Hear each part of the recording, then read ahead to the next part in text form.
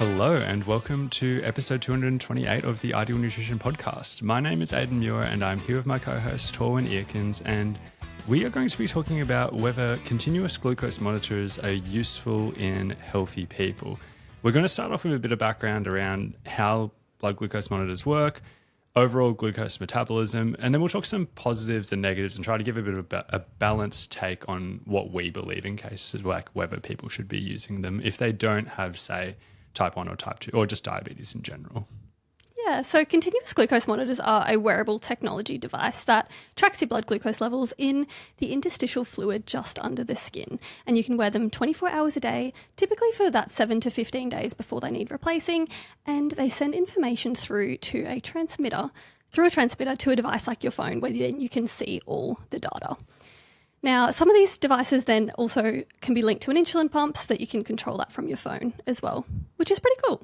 Yeah, it's cool to get this data throughout the day. Like, I think it's a huge step forward with technology. Like, it definitely makes diabetes management so much easier. And even the insulin pump stuff you were talking about, like, what a time to be alive in comparison to how hard that used to be. So that's exciting.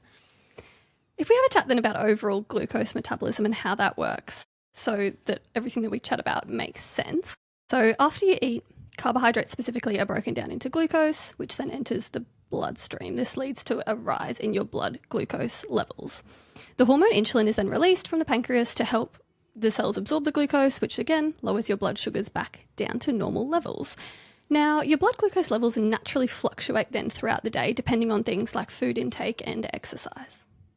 So we'd say probably normal fasting blood glucose levels would be somewhere between like 3.5 and 5.53 standard, maybe even 6 in some cases for people who are quite healthy at the baseline. They don't have heaps of insulin resistance or anything like that, no issues with the pancreas releasing insulin. When we eat, obviously glucose levels go up. So carbs will break down into glucose and sometimes protein will break down to glucose as well. Something that we both would really want to point out in terms of like what we'd call normal glucose metabolism is it's pretty normal for certain spikes and then dips back into the healthy range. So an example I'm going to use is, say, a 100 gram of carbohydrate type of meal, which would not be uncommon for athletes with relatively high carb needs.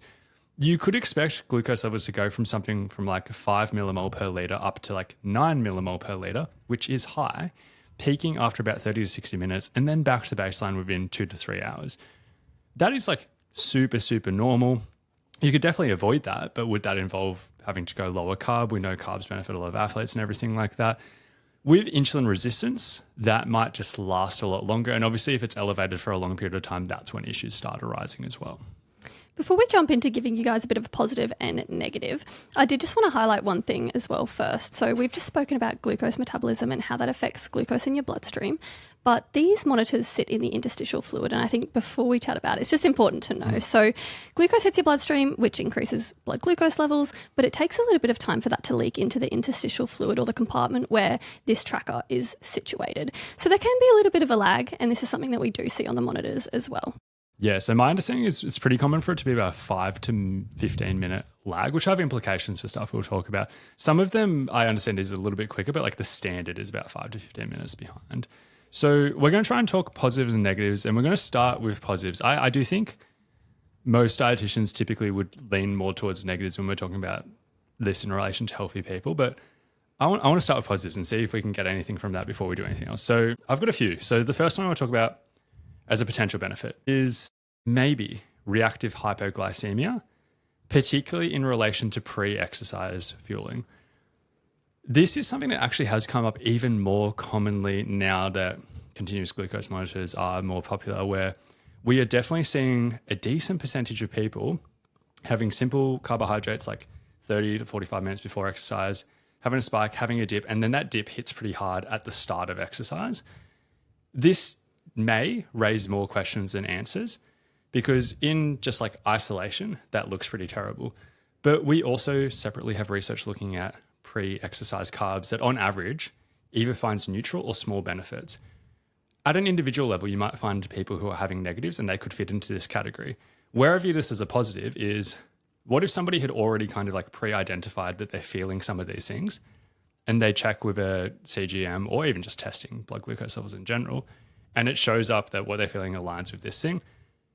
would they then change their strategies? Could they theoretically move the carbs to a different time, maybe have different forms of carbohydrate? Like, I can see a potential benefit to playing around with some strategies there. Especially when for athletes specifically, it's important to be able to maintain or have high blood glucose levels before training. And we know that that low is going to affect performance and also how you're feeling as well. So I agree. I think that's a positive that it could potentially detect these things if you're having symptoms of dizziness or weakness or fatigue after having carbohydrates before exercise. The second one I wanted to talk about is people who have random hypos overnight and whether wearing a CGM could help people with this. Now, this happens for a lot of people and most people will have it without even realizing it, but this wearable device can reveal these sort of hidden hypoglycemic episodes, especially if people are worried about it overnight when you are sleeping.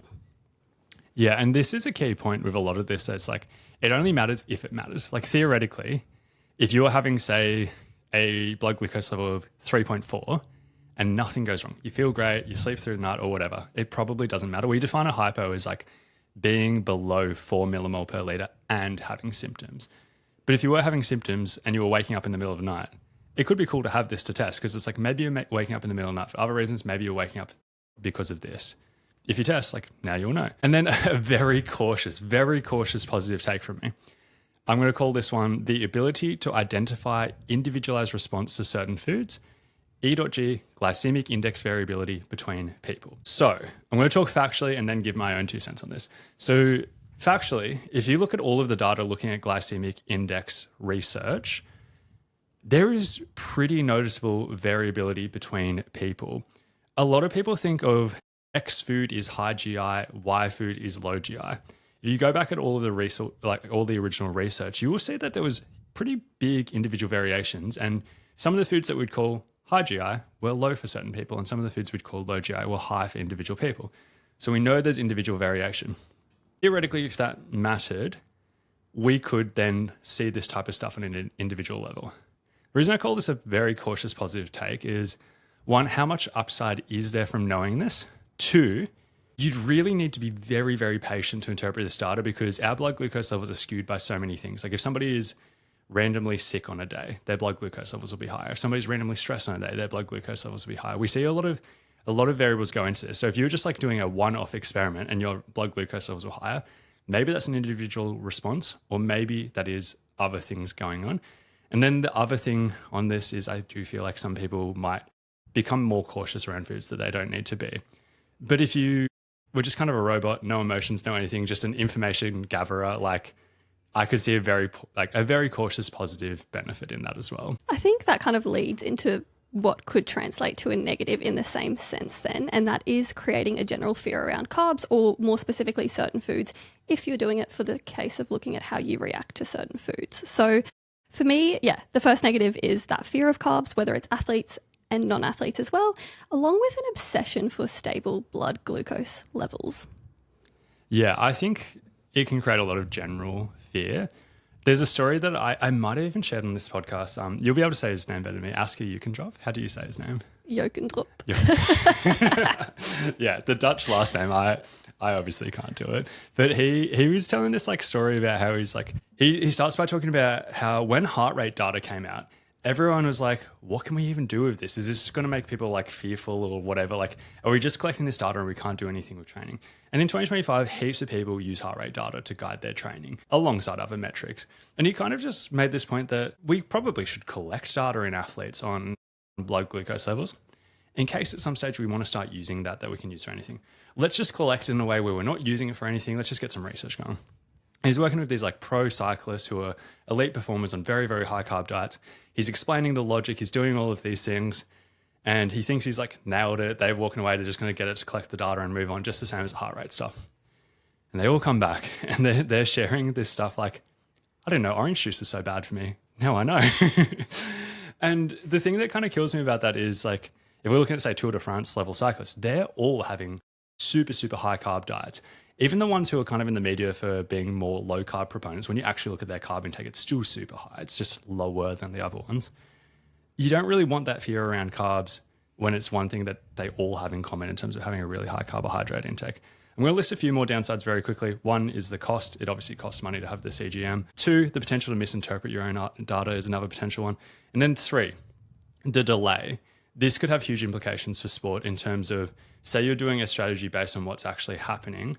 If you're 15 minutes behind at the slower end of the spectrum with this, if you're 15 minutes behind, is the data useful? Like say you had the reactive hypoglycemia, say you had that 15 minutes ago, you can't really do anything with that in the moment. It would more just be something that you pick up as a trend that you adjust based on things going forward.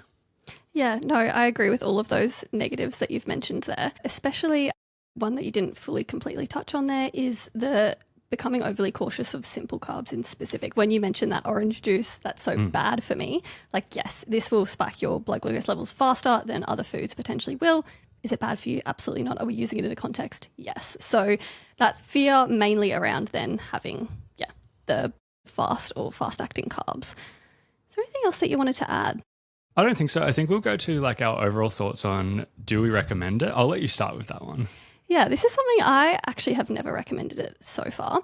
And I probably would be quite hesitant to unless there was pretty clear indications that either I was working with an athlete who was having those hypoglycemic or potential hypoglycemic episodes, or any sort of other conditions where we thought blood glucose levels were dropping quite low. What if somebody has, we've been talking about healthy stuff, what if somebody has newly diagnosed type 2 diabetes? I mean, it could be interesting. I think regardless, maybe you look at diet overall first. Are you able to, change diet and then would we look? Or would it be something where you'd want to look proactively and say, hey, this is especially where maybe we need to make a change and drop blood glucose levels a bit lower? Yeah, I think I'm on the same page. I think if somebody has interest in doing it, they seem level-headed, as in they won't freak out too much about it. They are well-informed, whether that's through just self-education or whether it's through consultation with professionals, and will be able to understand the readings or whatever, then I'm on board if they tick all of those boxes. I think if somebody's not ticking those boxes, sometimes I'd be hesitant to steer them away. Obviously that'd be different if somebody had, say, type 1 diabetes or they were using an insulin pump. There's a bunch of things I would change that for. But I think it's interesting data there. Going back to the healthy people, once again, I wouldn't recommend it to many people. I have seen an interesting area where I've seen a few dietitian friends who've just used it on themselves, and some of them have found interesting data. They have found the reactive hypoglycemia and a few other things. And I think that's cool to see, but that's a very niche subset of people as well. Yeah, I definitely think if there was reason to, you could do it. Going back to in healthy people, I have seen a few TikToks where there are completely normal healthy people wearing CGMs, sharing their data and almost spreading the fear, not just for themselves, I don't want to have this carb, but telling other people, oh, look, you shouldn't be having this because look what it did on my CGM. And that's absolutely not what I would recommend it for. Yeah, that kills me as well. But yeah, cool. I think we'll wrap it up there. I think that shows our thoughts pretty well. So this has been episode 228 of the Ideal Nutrition Podcast. As always, if you haven't already, if you could please leave a positive rating and review, we would massively appreciate that.